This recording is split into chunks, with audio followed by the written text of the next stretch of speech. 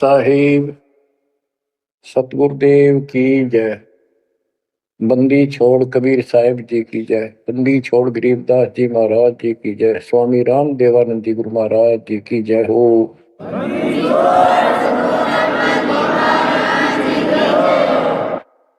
सर्व संतों की जय, सर्व भक्तों की जय, धर्मी पुरुषों की जय। श्री काशी धाम की जय, श्री सुडानी धाम की जय, श्री क्रोथा धाम की जय, श्री बरवाड़ा धाम की जय। सत साहिब परमपिता परमात्मा कबीर परमेश्वर जी की असीम श्रद्धा से बच्चों आपको अमर कथा सच्चा ज्ञान सुनने को मिल रहा है। आपकी किस्मत परमात्मा ने अलग लेखनी से लिखी है, अलग आपका अकाउंट है जिस पर काल का कोई अधिकार नहीं है। बच्चों, परमात्मा का एक एक शब्द अपने को सत्य मानना होता है। या तो भक्ति पर लगो मत, भोगो कष्ट। भक्ति पर लग के भी और भक्ति मार्ग में अविश्वास होता है तो वो प्राणी सफल नहीं होता। जैसे दास को पहले शुरुआत में परमात्मा की चाह खूब थी और ये सुना करते थे द्रौपदी का चीर मिट गया, नरसिंह दास भगत की कुंडली भगवान ने ली। तो इस तरह की बातें आत्मा मानती थी, भगवान कुछ भी कर सकता है। पर कोई कह देता था नहीं ऐसा नहीं हुआ करता है, तो वैसे भगवान की आस्था बनाने के लिए कह रखा है ऐसा नहीं हो सकता। तो मन ये भी मान लेता था कि ऐसा ना होगा, पर भगवान तो है। केवल इतना मानकर भक्ति कर रहे थे, दीक्षा भी ले ली थी। और फिर परमात्मा ने ऐसा अजब गजब किया, वो सारी शंका मिटा दी। लोहे की जाली को 1 फुट से ज्यादा बढ़ा दिया और दोनों को बढ़ा दिया, एक को भी। तो बच्चों, विश्वास बहुत जरूरी है। जैसे आपको उदाहरण दिया जाता है सत्संग के माध्यम से। एक गांव के बाहर 2 साधक साधना कर रहे थे। एक 40 साल से बैठा था, आयु 60 के आसपास हो चुकी थी। दूसरा 4 वर्ष से साधना करने लगा था, वो भी घर त्याग कर बाहर आश्रम बना रखा था। तो बच्चों, वैसे तो साधना दोनों की ही शास्त्र विरुद्ध थी। पिछले संस्कार से प्रेरणा इतनी प्रबल हो जाती है कि आत्मा भगवान की तरफ तड़प जाती है, उसको खोज के लिए निकल पड़ती है और जैसा कोई मार्गदर्शन मिलता है उसी अनुसार अपना सारा जीवन कुर्बान कर देती है। उससे उसका कुछ तप बन जाता है और कुछ सिद्धियां आनी शुरू हो जाती हैं। उससे उसका वह बोलबाला हो जाता है। फिर उसकी मृत्यु के बाद वह एक यादगार बना दी जाती है। वो नरभाग आप तो नरक में गया, आने वाले उस गांव की कई पीढ़ियों को भी नरक भेजने का सामान तैयार कर गया। आने वाली पीढ़ियां उसी को मत्था टेक टेक के उस कब्र पे, उसकी मूर्ति पे और अपनी मनोकामना पूर्ण करवाती हैं। होता किसी का कुछ नहीं, पर वह भावना बन जाए, एकाधिका वैसे सूत बैठ जाए, दाव लग जाए। स्वाभाविक जो भक्ति ना करते उनका भी हो जाता है। वो तो उसका संस्कार होता था और वो नियमित उसका कर देते थे। हम भी ऐसे ही थे। अब बताना चाहता दास, फिर भी विश्वास बहुत काम करता है। भगवान उसके नंबर देता है अलग से, तो उसकी भक्ति में आस्था अगले जन्म में भी बनी रहती है। इस तरह की क्रियाओं से जो आस्तिक और नास्तिक दोनों क्रिया करता है, वो घर का रहता ना घाट का। एक देवदूत आया करता था ऊपर से, विष्णु जी के लोक से। और वो आकर के उन दोनों भक्तों से काफी देर तक चर्चा परमात्मा की करता था और वो प्रश्न करते रहते थे, भगवान ठीक है, वहां की व्यवस्था कैसी है। तो वो देवदूत दोनों भक्तों के पास घंटों बैठ कर जाया करता था। देवदूत से भगवान ने पूछा भी, विष्णु ने कहा जाता है ये ऐसे ऐसे आपके भगत हैं, बहुत गजब के, कुर्बान हाथ के लिए तो उस गांव में, और मैं वहां बैठ रहता हूँ कुछ देर जाके, तो आपके ऊपर तो कुर्बान है। तो विष्णु जी बोले, मैं भगत तो एक है, एक तो वैसे टाइम पास कर रहा है। देवदूत बोला, जी वो होगा जो 40 साल से आपके लिए कुर्बान घर छोड़ के आया हो।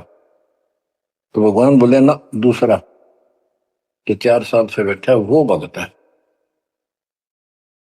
उसको मुझ पर विश्वास है और बड़े को विश्वास नहीं है। ये बात उस देवदूत का गले नहीं उतरा, ये तो हो ही नहीं सकता।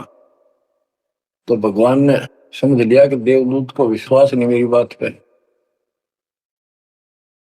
तो विष्णु जी बोले, भाई एक काम करना देवदूत, आज तू लेट जाना समय से, दोस्त जिस समय जाता है,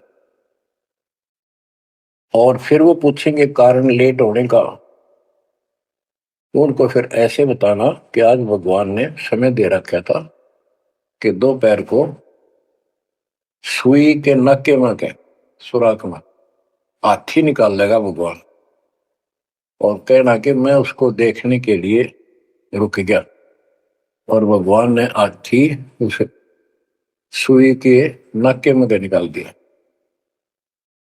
वो इसी तरह किया, देवदूत पहले उसके पास गया, बड़े के पास, क्योंकि उसको भरम था। तो विष्णु जी ने कहा था, फिर ये देखना वो कौन क्या प्रक्रिया करता है, तुझे स्वयं फैसला हो जाएगा भगत कौन है। देवदूत उस बड़े के पास गया, उसने भी ये जाते कारण पूछा कि क्या बात, देवता से लेट हो गए, आपकी बहुत इंतजार थी और आपके साथ बैठकर भगवान की चर्चा करते थे, अच्छा समय व्यतीत होता था, क्या बात होगी, क्या कारण हो गया, लेट हो आप आज।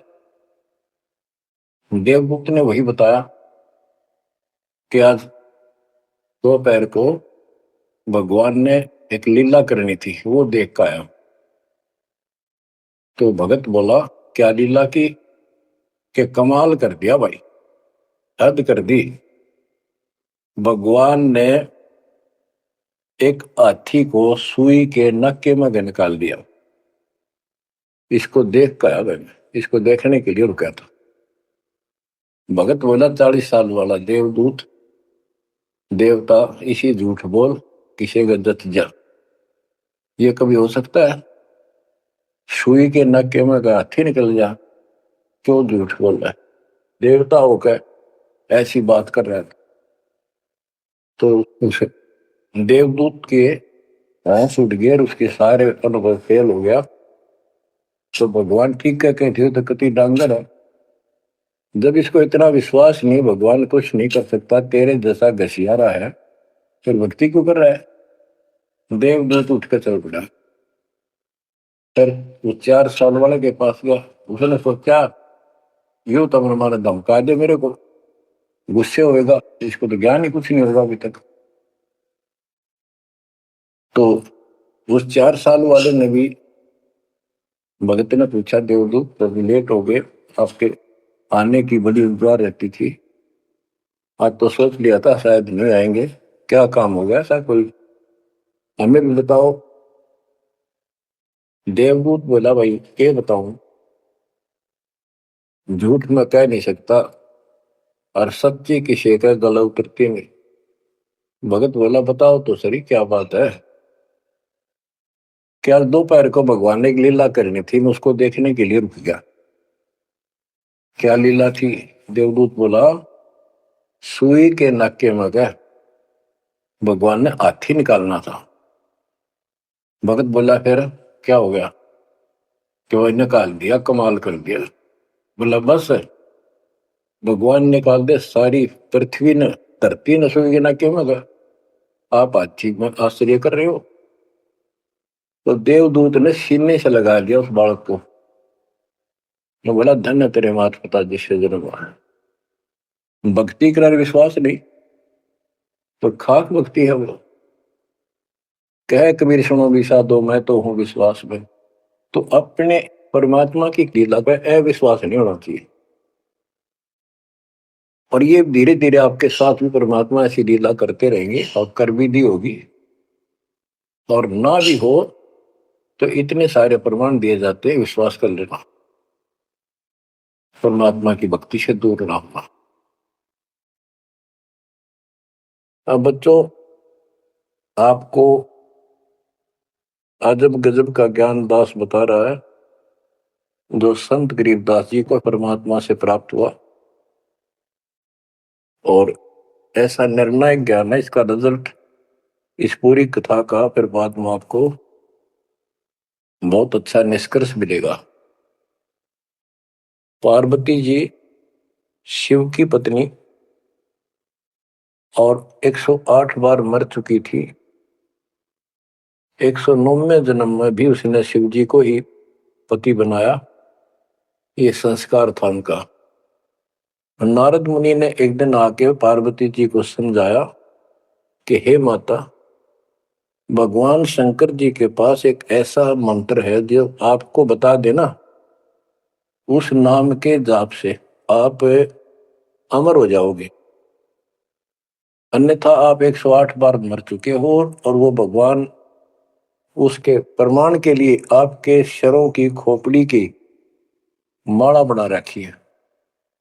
108 है, गिन दिए। पार्वती जी बोली भाई नारद बिल्कुल सही है, 108 है। मैं पूछती हूँ ये किसके क्या है, तो वो टाल मटोल कर जाते हैं। तो हे माता, आपका जन्म मरण मिट जाएगा।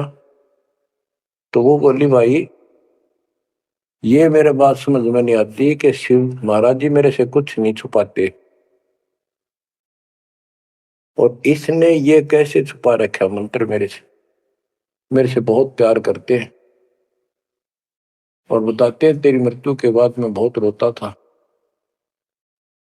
तो नारद जी ने कहा माता, अभी तक आप उनको पति मानती हो, जिस दिन परमात्मा रूप देखोगी और उनको एक गुरु रूप में नम्र भाव से प्रश्न करोगी, कति अति नम्र होकर, तब ये गुप्त मंत्र आपको बताएगा। ये मंत्र शिव जी ने किसी को नहीं दिया आज तक, क्योंकि ऐसा किसी का लक है नहीं, ऐसा भाव किसी का है नहीं। तो आपको वो भाव बनाना पड़ेगा जिससे वो आपको अमर मंत्र दे दे। नारद कह के चला गया। पार्वती को बेचैनी होगी माता जी को। शिव जी जब घर आए और दिनों तो वो दूसरे ढंग से बात करा करती, क्योंकि पत्नी बराबर का हकदार होती है, हिस्सेदार होती है। उस दिन चरणों में लेट गई, दंडोत प्रणाम किया और चरण पकड़ के रोने लगी और कहने लगी हे भगवान, मुझसे ऐसी कौन सी गलती बन गई कि आपने मेरे से वो अनमोल मंत्र छुपा रखा है। हे भगवान, मैं 108 बार मरी, क्या आप दुखी नहीं हुए होगे? मुझे वो नाम बता दे जिससे मेरा जन्म मरण मिट जाए। अब शिव जी उसके मुंह की तरफ देख रहा है, पार्वती की सारी आओ भाव को समझ रहा है। कहने लगा पार्वती, आज तेरे को कौन सा भगवान आत्मा मिल गया जिसने तेरी बुद्धि बदल दी। ये तेरी बुद्धि का ज्ञान नहीं है, तेरे को तो मैं जानता हूं, ये बात तेरे मन में भी नहीं आती थी। मैंने कोशिश भी की, भक्ति किया करो, आप कह देती थी आप भगवान हो, मुझे क्या जरूरत है, मैं भगवान के साथ हूं, मैं उनकी अर्धांगिनी हूं। तब पार्वती जी ने बताया कि नारद जी आए थे, उन्होंने मुझे ये सब बताया। तो भगवान शंकर बोले पार्वती सुन ले, जितनी बार तू मरी मेरा पागल जैसा हाल हो जाया करता था। एक बार तो राजा दक्ष के यज्ञ में जलकर मरी, तेरे अस्थि पिंजर को उठाए मैं 10,000 वर्ष तक घूमता रहा था कंधे पर रख के, और पार्वती पार्वती करता हूं। वो तो एक सुदर्शन चक्कर आया, उसने काट के तेरे टुकड़े कर दिए शरीर के। जब मैं ठगा सा रह गया, मेरे हाथ कुछ नहीं बचा, फिर तेरा जन्म हो गया, शादी फिर होगी। वह भूल पड़ी। ये मंत्र ऐसा अजब गजब है, ये आम व्यक्ति को नहीं बता जा सकता।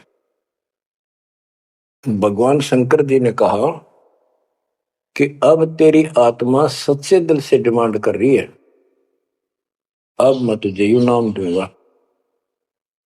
गरीबदास जी बताते हैं कि जैसे सीप एक जानवर होता है, शंखला सा जैसे एक शंख होते हैं, इस टाइप के मजबूत शरीर का, और उसको सीप बोलते, सीप।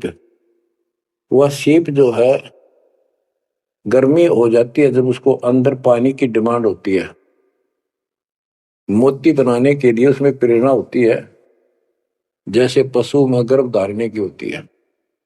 उस समय सीप समुद्र के ऊपर आ जाती है, ऊपर बादल गरज रहे होते हैं, यदि उसका मुंह खुला हो और बारिश की एक बूंद भी उसके मुख में चली जा, तो उससे मोती बनना शुरू हो जाता है। उस बूंद को लेकर सीप वापस समुद्र में गोता लगा जाती है, उसमें मोती बन जाता है।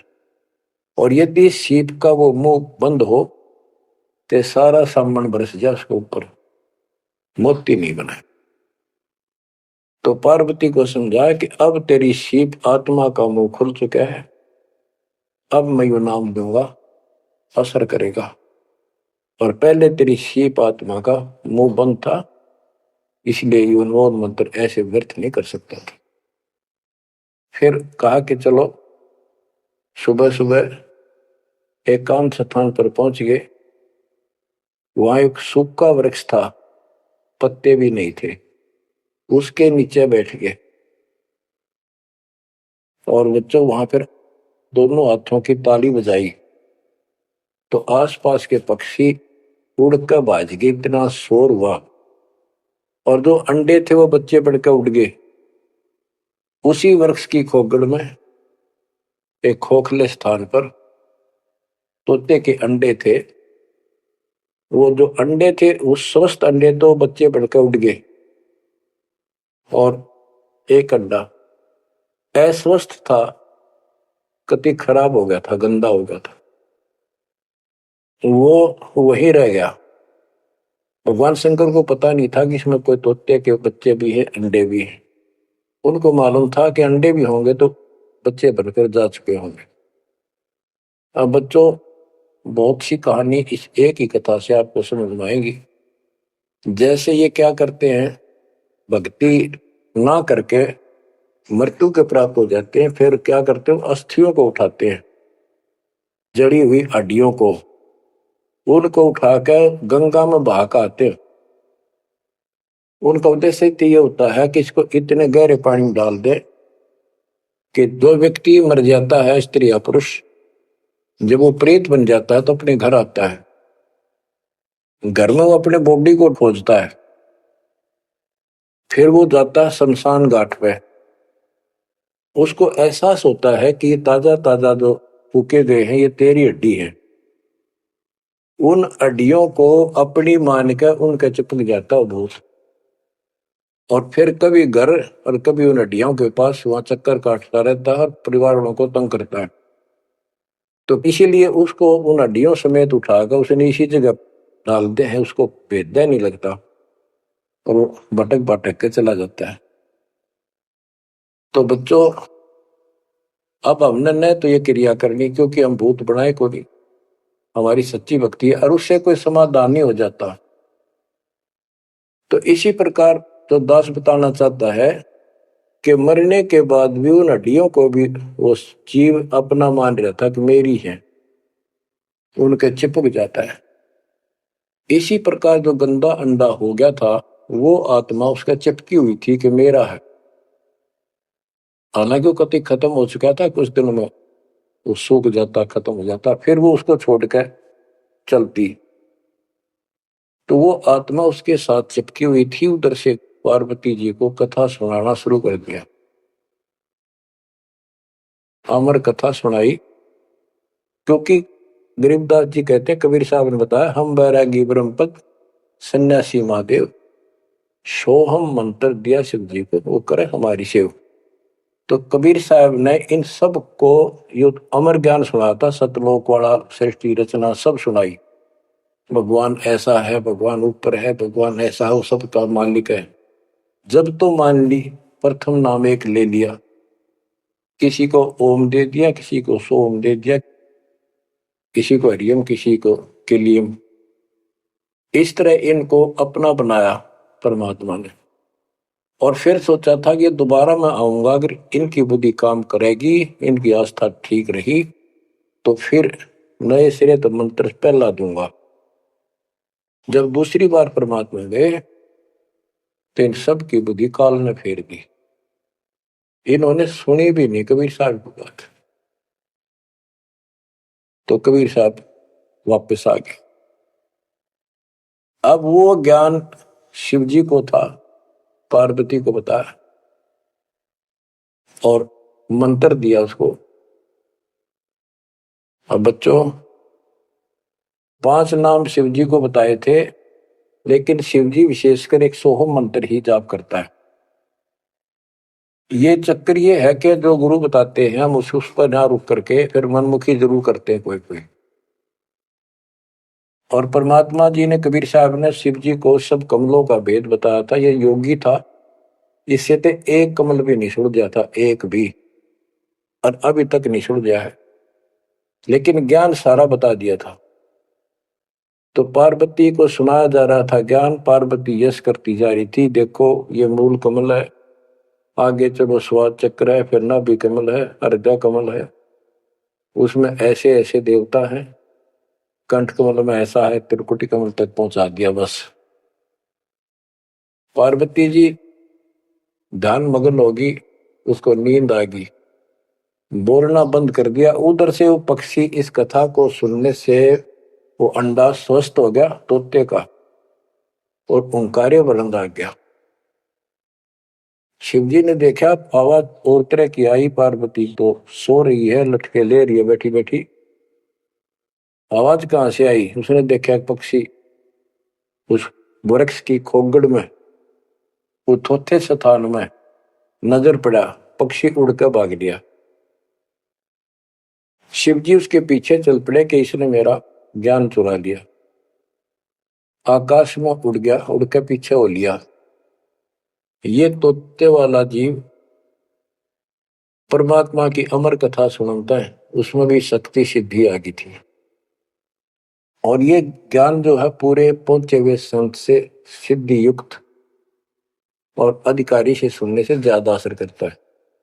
भगवान शिव 3 लोक के प्रधान है, इनमें आध्यात्मिक शक्ति है, वो साथ मिलकर उसकी आध्यात्मिक शक्ति के साथ वो वाणी परमात्मा अमर कथा उसके भी बॉडी में गई, उसमें सिद्धि आ गई। मोक्ष तो बहुत दूर की बातें हैं, ये तो लंबा चैप्टर है, लंबी कहानी है, लेकिन थोड़ा थोड़ा हिंट आपको देना पड़ता है, कहीं कभी कोई मिसगाइड ना करते। सिद्धियों कहते ये अष्ट सिद्धि 9 निधि के भरे पड़े हैं शिव जी, और इनके वचन से भी सिद्धि आ जाती है, किसी को ये कह दे तो। लेकिन उन सिद्धियां ने के चाटा, ये मोक्ष तो ना हुआ है। भाव कहने का ये है कि वो तोते वाला प्राणी वेद व्यास के आश्रम में पहुंच गया, उड़ता उड़ता पीछे पीछे शिव जी, वहां शरीर छोड़ गए, और व्यास की पत्नी ने जमाई ली थी, उसके द्वारा सांस के द्वारा उस सूक्ष्म जीव अंदर चला गया। और जब गर्भ धारण का समय आया, तो उनके गर्भ में स्थान लिया, उस बच्चे के शरीर में प्रवेश हो गया, 12 वर्ष तक वहीं रहा। आगे कथा इसमें आगे आएगी, वो बताऊंगा। अब ये वाणी सुनाऊंगा जो आसानी से आपका समझ में आएगी। मोक्ष मुक्ति का लख्यान बेवा, ब्रह्म पुत्र व्यास सुखदेवा, सतगुर मेरा महादेव पंका, 84 की मिट्टी न शंका। के महादेव जैसे भी उनको मिले फिर भी 84 लाख योनियों का चक्कर उसका मिटा नहीं। 78 जन्म गौरी भरमाई, शिव को रुनमाला गले लाई। अर्ध शरीरी देवी गौरा, जिनका थीर बयानी मोरा। 108 जन्म पार्वती जन्मती मरती रही और शिव जी ने उसके सिर की माला, सिर के रुंड खोपड़ियां माला बनाकर गले में डाल रखी थी। अर्ध शरीरी देवी गौरा, जिनका थीर भया नहीं बोरा। अर्धंगनी थी शिव की पार्वती और उसका भी मोक्ष नहीं हुआ। नारद मुनि उपदेश बखाना, गिरजा सुनो मोक्ष पद ज्ञाना। सुन हे देवी गौरा माई, 68 तीर्थ पर भी नाई। पिंड प्रदान किए का बारा, खुला नहीं मुक्ति का द्वारा। जब पिंड प्रदान कहते हैं ना, पिंड प्रदान करने से भूत जुनी जा छूटे थे, पिंड प्रदान करंत गरीबदास जिंदा के नहीं मिला भगवंत। जैसे पार्वती भूत पड़ गई, पिंड प्रदान कर दिए, भूत जुनी छूट गई और फिर पता नहीं किस दुनिया में चला जाता प्राणी। इसके संस्कार अच्छे थे, ये फिर मनुष्य लड़की का जन्म हुआ, शिव जी के ब्याह गई। ये पिछले जन्म जन्मांतर की शक्ति भक्ति के कारण मनुष्य जीवन ज्यादा भी हो सकते हैं, लेकिन मोक्ष ना होने से फिर 84 लाख योनियों में जाना था। इस पार्वती ने भी आगे भी जाएगी, शिव जी भी मरेगा, पार्वती भी मरेगी और फिर ये 84 लाख योनियों में जाएंगे। कहते हैं चंद सूरज की आयु लग, जो जीव का रह शरीर, सतगुर से बेटा नहीं तो अंत कीर का कीर। अगर चांद सूरज की आयु तक भी जीव का शरीर रहे और पूरा सतगुरु मिला नहीं तो अंत में कीड़े मकोड़े बनेगा। अब नारद जी बता रहे पार्वती जी को, सुन हे देवी गौरा बाई, 68 तीर्थ पर भी नाई। पिंड प्रदान किए के बारा, खुला नहीं मुक्ति का द्वार। सारे कर्म कांड कर लिए तेरे मृत्यु के बाद, तेरा फिर भी मोक्ष नहीं हुआ, फिर जन्म हुआ। रुंड माला शिव के गले माही, सो देवी तुम जानो माही। गरीब रुंड माला शिव के गले, गेजा के सब शीश। भक्ति दुराई देव को ना परसा जगदीश। तुमरा देवी रूप विशाला, शिव तो पैर रहे रुंड माला। भौतक पर लहो हो जाई, लंबी उम्र शिव कलिमाई। दीर्घायु शिव है अनुरागी, तुम देवी गौरी दिल त्यागी। मूल मंत्र ने नाम सुनाया, ताते कल्प हुए तेरी काया। महादेव देवनपति देवा, जाकी करी न गौरी सेवा। कर बंधन कर शीश नवाओ, तन मन अर्पो शीश चढ़ाओ। शिव है मोक्ष मुक्ति के दाता, तो से भेद कहूं गौरी माता। चरण गहो चिंतामणि केरा, ताते प्राण अभय हो तेरा। कमल रूप देवी दिल की न्या, नारद मुनि उपदेशी चीन्या। जब आए शिव मंदिर अवधूता, देवी चरण लिए शत्रुपा। अब कहते नारद के कहने से पार्वती जी ने, गौरी देवी ने कति पाक साफ दिल कर लिया, कमल की तरह। कमल के ऊपर कोई मैल नहीं होता, ना कोई धूल टिकती है, ना जल टिकता है, ना कोई कीचड़ टिकता है। तो ऐसा साफ दिल किया और जब शिवजी घर पर आए, उनके चरणों में चरण लिए शत्रुपा। सच्चे भाव से चरण लिए। चरण पकड़ रोवत है बाला, मोरे शीश किए रूपमाला। मोसे भक्ति दुराई देवा, मैं जाने नहीं तुम्हारी सेवा। मोसे भक्ति दुराई स्वामी, हमसे भेद कहो निज दामी। मैं अबला हूं बाला बोली, पार निभाओ हमारी डोली। कति चरण पकड़ के कहने लगी, मैं तो भोली सी लड़की हूं और मेरा बेड़ा पार करो। बच्चों, ये सारी कहानी आपको मौखिक सुना दी, इन वाणियों में सारा इसी का निष्कर्ष है। अब क्या बताते हैं गरीब मूल मंत्र महबूब का ये सुनाओ मोही। पार्वती जी कहती है शिव जी को कि उस परमात्मा का समर्थ शक्ति का जो मूल मंत्र है वो मुझे बता दो। अब इन मूल मंत्र का पता नहीं, जिस भी नाम को ये गुप्त रखते हैं जो विशेष नाम इनके पास है उसी को मूल मंत्र मांग रहे थे। गिरी मूल मंत्र महबूब का ए सुनाओ मोही, युगन युगन के पातक कटे छूटे तेंद्र द्रोही। पूर्व जन्म की कथा सुनाओ, मूल मंत्र हमें शिव गोराओ, भूल रही भवसागर हमी, मोक्ष मुक्ति के दाता तुम ही। शिव बोले सुन देवी बाता को उपदेशी मिला विदाता, ये तो ना ही ज्ञान तुम्हारा, हम सो भेद कहो परवार। कि आज जैसे तू बोल रही है कि तेरी बुद्धि की बात नहीं, तुझे कौन ऐसा भगवान आत्मा मिल गया जिसने तेरा मन फेर किया। गिरजा कह सुनो शिव स्वामी, तारण तर आदि घरनामी, नारद मुनि उपदेश समोदो, दीन ज्ञान ध्यान परमोदम।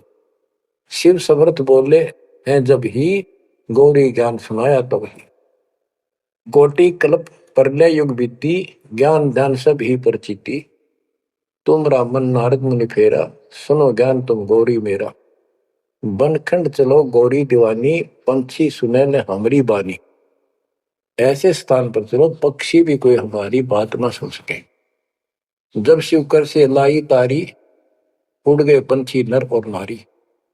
जहां एक सूखा तरवर ताक्या, वहां पर एक सूखा वृक्ष देखा, शिव को आसन तहां वहां रखा, उसके नीचे अपना आसन लगा दिया, पार्वती को साथ बैठा दिया। जहां एक गंदा अंडा तिस्माही, तिस जानत समर्थ साई। योग असंख्य कल्प बरमाया, पूर्व जन्म कोई पिछला आया। अब तुम सुनो गौरी मेरा ज्ञाना, आसन मुख कर कोटिसाना। आसन पदम लगाओ गौरा, मेर दंड सुधा कर भोगा। गरीब आसन पदम लगाए कर भंवर चुड़ाओ सुन, अनहद नादू बाजे ही जहां लगाओ तुम। और क्या बताते हैं कि उस वृक्ष की खोगड़ में गंदा अंडा पड़ा था और उस गंदे अंडे वाले जीव के असंख्य जन्म 84 लाख योनियों में हो चुके थे। यहां से उसके भाग जागे और तो पक्षी बढ़ के उड़ गए, वो पक्षी बन नहीं पाया, बाद में उड़ा जब उसने सारी कथा उसके ऊपर असर कर गई। जैसे बच्चों बहुत बार बताते हैं, दास आपको बताता है कि ये अमर कथा जो गरीबदास जी की वाणी है या शिव जी वाली अमर कथा से कई हजार लाख गुना ज्यादा शक्तिशाली है, ज्यादा प्रभावी है। अब ये कथा सुनाने का मुझे कोई उद्देश्य नहीं, इसमें से ऐसा निष्कर्ष निकाल लूंगा आप हैरान रह जाओगे। जैसे एक सर्प कांटे का इलाज करता है, अब तो दवाइयां चल गई, पहले गार्डू होते थे, मंत्र बोलकर जहर तार देते थे। जिसको सर्प ने काट लिया वो अचेत हो जाता था, कति बेहोश जैसे मर गया हो, सांस सांस आते थे। और गार्डू क्या करता है, एक मंत्र 5-4 पंक्तियां होती हैं, उसको सिद्ध करता अपने जीवन में 5-4-7-10 साल लगा के, वो वाणी सिद्ध हो जाती है। फिर उसको बोलता रहता उसके ऊपर साथ बैठ के उस सर्प जैसे व्यक्ति पर। उस समय वो सर्प जैसा व्यक्ति अचेत होता है, ना वाणी सुन रहा है ना उसको समझ रहा है इसका अर्थ क्या है। तो कुछ समय के बाद वो उस वाणी के प्रभाव से उस शरीर का विष खत्म हो जाता है और वो व्यक्ति जीवित हो जाता, सचेत हो जाता है। इसी प्रकार बच्चों परमात्मा की अमर कथा जितना जो सक्षम है उसके मुख से सुनी जाती है तो उस सत्र का उसको लाभ अवश्य मिलता है।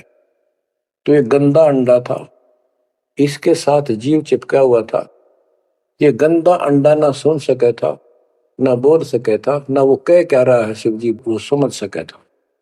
और उस वाणी के बोलने से वो अंडा भी स्वस्थ हो गया, उसमें बच्चा भी बन गया, उसका पांख भी जाम आई और वो उड़कर भाग भी गया। इसी प्रकार जो आज मानव के ऊपर रहम हुआ है, गरीबदास महाराज जी की अमरवाणी इससे भी ज्यादा स्ट्रोंग है। और ये अब दास के बुक से चला करेंगी अखंड पाठों में, आसपास के पक्षियों पर भी असर करेगी।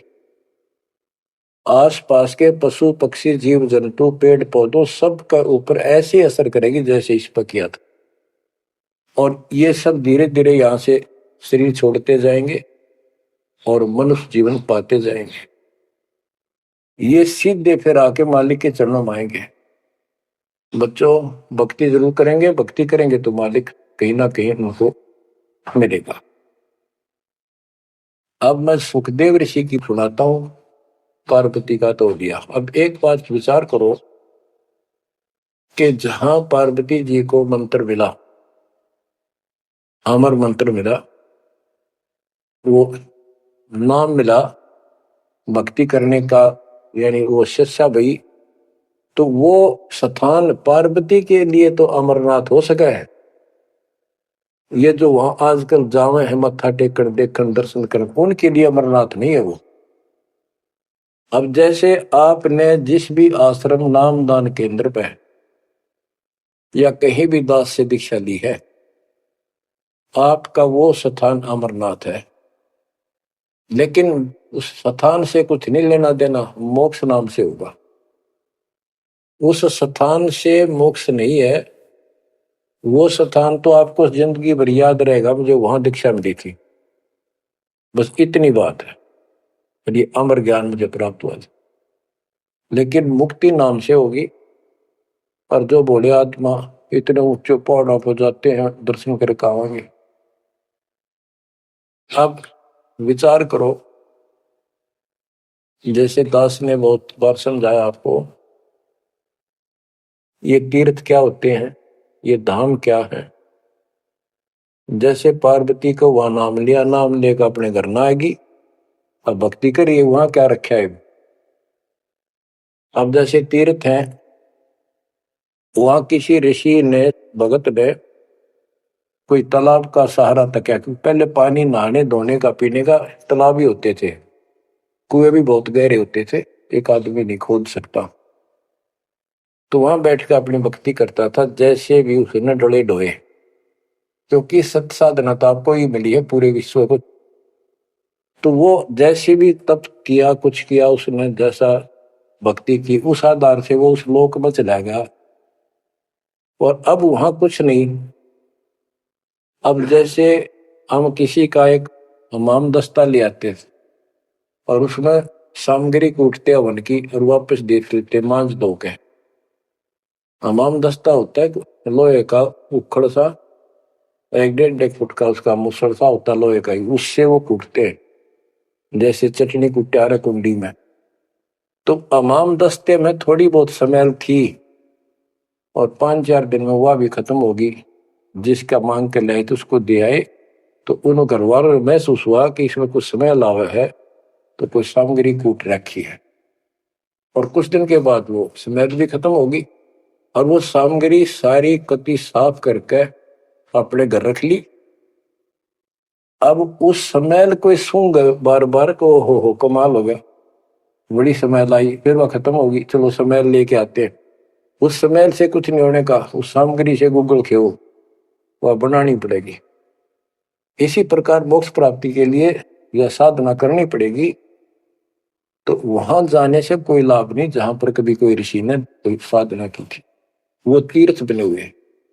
तो काल ने परमात्मा से कहा था, जो मालिक आए थे जोगजीत रूप में, अपने बच्चे ज्ञानी के रूप में, जोगजीत रूप में, सहजदास रूप में, कई रूप में आते रहते हैं। तब काल ने सारी वचनबद्ध करा के मालिक को, और फिर अपनी वह दुष्टता दिखाई थी। क्यों कहा था, वैसे जाओ जोग जीत संसारा, जीव न माने कहा तुम्हारा। जीव तुम्हारा कहा न माने, हमरी और हो बात बखाने। तीर्थ व्रत और झूठे जब तब मन लाओ, देवी देव देवर पुजवाऊं, या जीव को बरमाओ। द्वादश पंथ करूं मैं साजा, नाम तुम्हारा ले करूं आवाजा। द्वादश पंथ जो नाम जो ले सो मेरे मुख में आन समोई, और अनेक पंथ चलाऊं या जीवों को वर्गाऊं। तो आज वो सारा काम इसने कर रखा है। अब आप किसी को समझा के देख लो, आपके सर हो जाते हैं। तुम हमारे देवताओं को ऐसे बताते हो, हमारी साधना को गलत बताते हो, तीर्थों में जाना ठीक नहीं, व्रत रखना ठीक नहीं। तो काल ने बोल रखा था कि हमारी ओर हो बाद में खाने, हमारी ओर हमारा पक्ष लेकर के वाद विवाद किया करेंगे। अब बच्चों, वेदव्यास बता रहा है कि सुखदेव व्यास जी की पत्नी के पेट में समा गया, गर्भ में।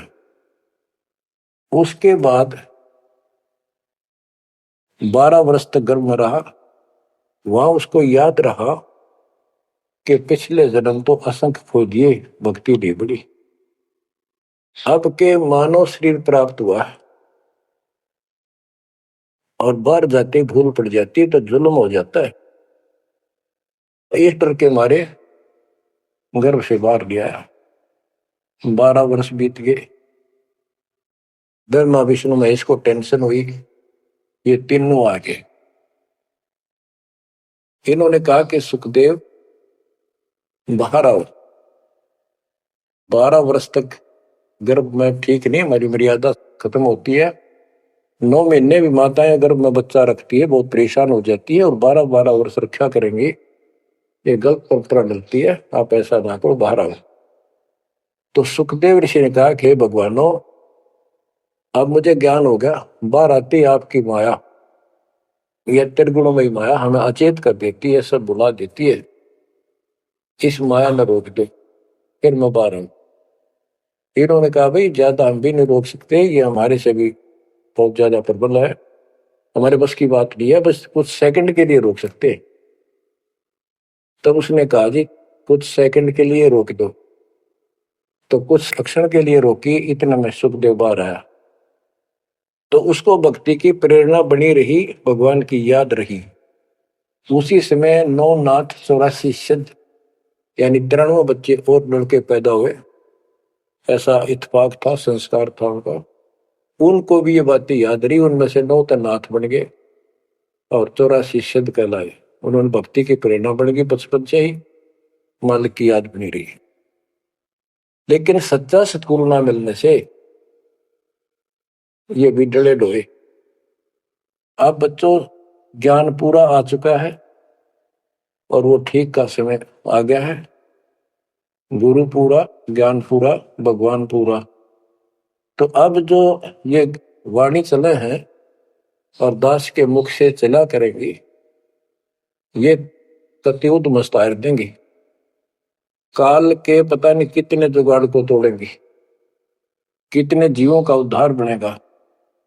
मनुष्य का तो कहना ही क्या, डांगर डोर पशु पक्षी कीड़े मकोड़ों को भी सहारा मिलेगा। ये इन पुराणों से कथा है, ये आपके सामने सच्चाई किस तरह है। अब तो सुखदेव ऋषि जब बाहर आया, उड़ कर चल पड़ा वहां से। पिता ने कहा बेटा, व्यास जी ने कहा पुत्र एक बार शकल तो दिखा दे। 12 वर्ष इंतजार की, पुत्र होगा। तब उसने कहा एक देवा दूतम, कोई किसी का पिता नहीं पूतम। पिताजी पता नहीं कितनी बार तू मेरा पिता बन लिया, पता ना कितनी बार मैं तेरा पिता बन गया। अब मुझे समझ में आ गई है, मैं आपकी तरफ देखूं नहीं, मेरा मोह बन जाएगा। ये छूत की बीमारी है, ये मोह। ये विस्तार से फिर कभी बताएंगे। और ये हम आप लावा जान के, लेकिन ये उसकी गलती थी। ज्ञान ना होने से इसने इतना ही समझ थी तो वो उस समय गलती कर गया। चलो वो भी इसकी सोच थी। उस आधार से ये वहां से चल पड़ा, पिता पीछे पीछे मोह में दूर तक गया। वहां से आकाश में उड़ गया, अंतर्ध्यान हो गया, आगे जाकर फिर प्रकट हो गया। अपने और नाल जो बच्चे की नाभि से, माँ की नाभि से चिपकी होती है, वो गेल बाहर आकर टूट गई, टूट कर बाहर आ गई। वो बाद में काटा करते हुए बिना कटवाई कंधे पर घेर कर उठ गया, आगे काटूंगा। अब आकाश में उड़न की सिद्धि उसमें उस मंत्र से आ गई, वो अमर कथा से। अमर कथा में शिव जी ने पूर्ण परमात्मा की महिमा बताई जो कबीर साहब ने उसको सुना रखी थी। इसमें काफी प्रकरण है, अब इतना समय नहीं जो मैं वो सारी बताऊंगा आपको। कभी परमात्मा ने दया की तो फिर उनको विस्तार से समझाया करेंगे। तो कहने का भाव ये है कि सुखदेव ऋषि को अभिमान हो गया कि मैं बहुत बड़ा सिद्ध पुरुष हूं, आकाश में उड़ जाता हूं। तो बच्चों स्वर्ग में जाने लग गया और स्वर्ग के देवता ऋषि महर्षि सब उसको उसकी जो है ना पूरी वो करे, सम्मान करें, उसकी आरती तारे कि बड़ा धन भाग है तेरे, बड़ी सिद्धि प्राप्त कर लिए। इन्हें इतना पता सिद्धि आएगा और जन्म से ही छोटी उम्र में आपको इतना कुछ प्राप्त हो गया, आप तो बड़े पहुंचे हुए हो। तो सब उसकी खूब अच्छी तरह प्यार रखे, महिमा गाओ। एक दिन उसने स्वर्ग में जाने की इच्छा व्यक्त की विष्णु जी के लोक में। वहां उसको इसलिए नहीं जाने दिया कि उसका गुरु नहीं था। विष्णु जी तक बात कही। विष्णु जी ने पूछा कि हे ऋषि जी, आपने गुरु नहीं बना रखा? अब नहीं, गुरु की क्या आवश्यकता है महाराज, ये गुरु बना रहे वो नहीं आ पाए और मैं बिना गुरु के आ गया। विष्णु भगवान बोले ठीक है, वो अलग बात है, या वही रह सकता जो पहले गुरु बनाओ। फिर एक बीमारी और अहंकार के मेरे बराबर पृथ्वी पर कोई गुरु नहीं, मैं बाल ब्रह्मचारी, वहां कोई ऐसा संत नहीं, मैं बनाऊं गुरु किसको? विष्णु जी ने कहा कि राजा जनक मेरे परम भक्त है, आप उनसे दीक्षा लो। यूं कह के विष्णु जी चले गए, उसको बाहर निकाल दिया पार्षदों ने। वो स्वर्ग में आए, वहां सारी कथा बताई। फिर अन्य स्वर्ग, कोमर स्वर्ग, फिर ऋषियों के पास आए नीचे, उनको बताया तो सब ने कहा कि सुखदेव बहुत बड़ी गलती कर रखी है, गुरु नहीं बनाएगा, गुरु नहीं बनाएगा तो गधा बनेगा। तो पिछले जन्मों में उसको एकदम वो रील सी चल गई कि मैं कभी गधा बना था एक बार और अंधा हो गया, स्वामी ने छोड़ दिया कुमार ने, और मैं भटकता भटकता इन नाले में फंस गया। मेरा पुली बना ली लोगों ने, आन जान लगे, मैंने कहा नहीं, भटक के भूखा होकर तो मरा, प्राण निकले। उस भय से उसको चिंता बनी। फिर अपने पिता के पास वापस आता है। व्यास जी देख के बड़े खुश हुए कि बेटा आ गया। सारी बात पूछी तो सारी अपनी समस्या बताई पिताजी के सामने। पिताजी ऐसे ऐसे बात है, भगवान ने कहा कि राजा जनक को गुरु बनाओ। तो व्यास जी, क्योंकि जितने भी महापुरुष हैं वो एक सुर में बोलते हैं, उनको इतना ज्ञान तो है, गुरु बिन बात नहीं बनती। उसने विशेष ज्ञान तो सुना नहीं था, वो बैटरी चार्ज होगी, उसने उड़ा फिर था, उससे ज्ञान था ही नहीं इसको। तो व्यास जी बोले रे बेटा, मैं तो खुश था, चलो बेटा ना मेरे पास आया, पर यूं चर्चा तो चल रही है व्यास का बेटा इतना पहुंचा हुआ है, अपने गुरु नहीं बना रखे, तो तुम्हें कमाल कर दिया। तो दो कोड़ी का जीव नहीं, कल नहीं ये तेरा प्राण छूट जाएंगे या बैटरी खत्म हो जाएगी और नरक में जाएगा बेटा, गुरु बिन बात पड़ती है। तो आखिर में हार कहने बोला, हे पिताजी, मैं कैसे गुरु बनाऊं राजा जनक को? राजा जनक गृहस्थी भाई, ओए होए, और कैसे शीश निभाऊं जाए? जनक विदेही राजा भाई, कैसे शीश निभाऊं जाई? सुखदेव बोले ज्ञान विवेक का, हमने स्त्री का मुख नहीं देखा। तो उसके पिताजी बोले जो भगवान ने कह दिया, तू अब भी अगरम बगरम कर रहा है, एक आने का जीव नहीं, तेने ज्ञान भी क्या आएगा? कहाँ जाएगा फिर तू? वहां तेरे को पढ़ने नहीं देंगे स्वर्ग के अंदर। जो मरता क्या नहीं करता, राजा जनक के द्वारे गया, वहां चरणों माथा टेका और अपने कल्याण का मार्ग पूछा। बच्चों, इससे बहुत सी जानकारी होगी आपको, अजब गजब ज्ञान होगा। क्योंकि अभी तक दास ने आपको केवल प्रमाण दिखाए, सारे ग्रंथ सुन जाए और एक नंबर का ज्ञान आपके हृदय में जमा दिया कि जो दास कह रहा है वो सारी सच्ची है। अब दास कोड वर्डों में संकेतों में भी ज्ञान समझाएगा तो भी आपकी आत्मा गिल्ला कैच करेगी साथ के साथ। गरीब गोता मारू स्वर्ग में, जा बैठो पाताल, गरीब दास ढूंढता करो अपने हीरे मोती लाल।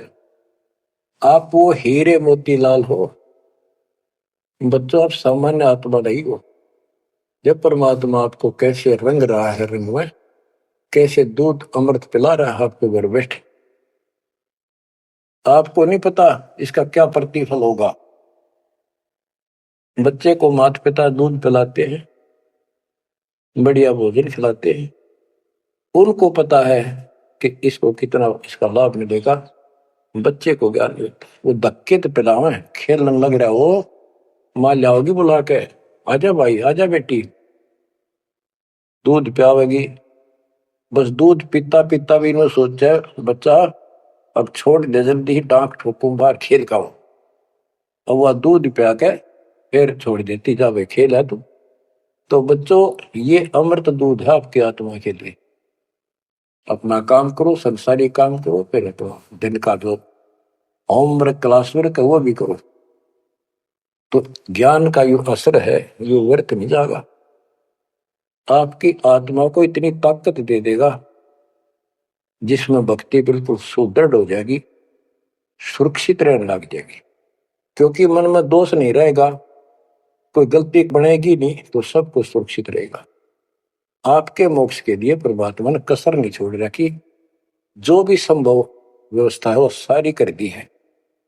बच्चों, तुम भी दया करियो, रहम करियो उस परम पिता पे, और इस दास की उम्र देखो और दास कहाँ है ये देखो, और यहां से आपके लिए क्या कर दिया उस दाता ने। उस मालिक को देखो ध्यान से, और यहां से आपके लिए क्या कर दिया उस दाता ने। उस मालिक को देखो ध्यान से। आप बालक नहीं हो, आपकी आत्मा में समझ आ जाने चाहिए कि ये क्या हो रहा है। कुर्बान हो जाओ, संसार की भूल जाओ बातों को, जो ज्ञान हम देते हैं उसके ऊपर समर्पित हो जाओ। तन मन धन सब अर्पिए, भक्ति मुक्ति के काज, जिनके उनमें बंदगी के इंद्र का राज। बच्चों, इंद्रिय कर्म न लगे लगार, जो भजन करे निर्दुंदरे, गरीब दास जग कीर्ति होगी, जब लग सूरज चंद्रे, जब लग सूरज चंद्रे। बच्चों, आने वाली पीढ़ियां आपको भी याद करा करेंगी, जब तक चांद सूरज रहेंगे आपका नाम रहेगा कि हमारे कौन माता पिता, कौन दादा परदादा दादी इसे अमृत ज्ञान को हमारे पूर्व में लाए थे। आने वाली पीढ़ियों के उद्धार के लिए तुम जिम्मेवार हो, कुर्बान हो जाओ। परमात्मा आपको मोक्ष दे, सदा सुखी रखे। सत साई।